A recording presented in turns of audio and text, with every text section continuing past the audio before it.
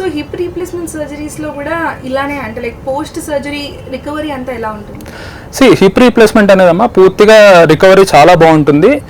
ఇది కూడా సేమ్, ఆయన ఆపరేషన్ చేసిన తర్వాత రోజు నుంచి అతను నడవాలి, అతని బోన్ క్వాలిటీ. హిప్ రీప్లేస్మెంట్ అనేది పూర్తిగా ఒక కన్స్టెంట్ జాయింట్ అని చెప్తాము, దాంట్లో జాయింట్ మూవ్మెంట్ చాలా తక్కువ.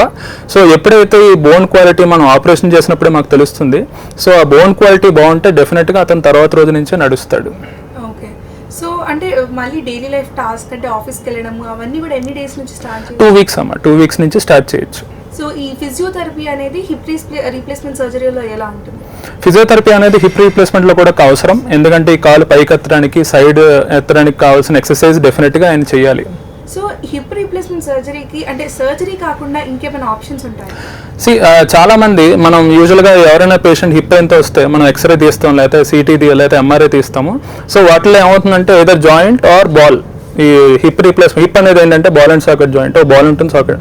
సో ఈ సాకెట్లో కానీ బాల్లో కానీ ఏ చిన్న ప్రాబ్లం వచ్చినా సరే ప్రీవియస్ జనరేషన్స్ నుంచి పూర్తిగా సాకెట్ బాల్ రెండు మారుస్తున్నాం. సో కొత్తగా వచ్చిన ట్రెండ్ ఏంటంటే మనం ఎంఆర్ఐ స్కాన్ తీసి ఆ జాయింట్లో లేదా హిప్ సాకెట్లో కానీ ఎంత ప్రాబ్లం ఉంది, అది నిజంగా బోన్ ప్రాబ్లమేనా, బోన్ ప్రాబ్లం కాకుండా చాలాసార్లు ఈ సాకెట్ చుట్టూ ఉన్న లైనింగ్లో ప్రాబ్లం ఉన్నా సరే పెయిన్ వస్తుంది. సో మనం ఎంఆర్ఐ తీస్తే దాన్ని మనం కనుక్కోవచ్చు. ఈ లైనింగ్ ప్రాబ్లం లేదా చిన్న చిన్న బోన్ ప్రాబ్లమ్స్ని మనం హిప్ కీహోల్ సర్జరీ ద్వారా కూడా మనం నయం చేయొచ్చు. సో డెఫినెట్గా ఒక 10 years బ్యాక్ ఇది లేకపోవడం వల్ల ప్రతి పేషెంట్ని మేము తీసుకొచ్చి హిప్ రీప్లేస్మెంట్ చేసేవాళ్ళు.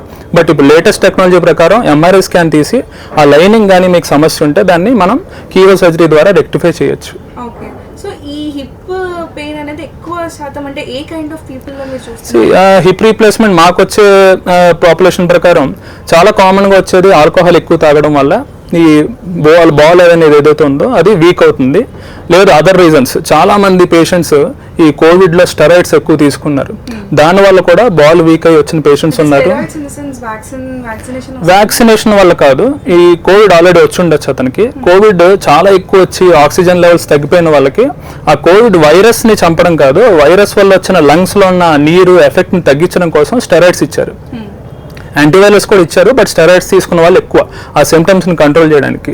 సో ఈ స్టెరాయిడ్స్ వల్ల హిప్ జాయింట్ మాత్రమే కాదు, షోల్డర్ జాయింట్లో బాల్ కూడా వీక్ అయ్యి ఏదో హిప్ రీప్లేస్మెంట్ లేదా షోల్డర్ రీప్లేస్మెంట్ చేయించుకున్న పేషెంట్స్ చాలా మంది ఉన్నారు, యంగ్స్టర్స్తో సహా.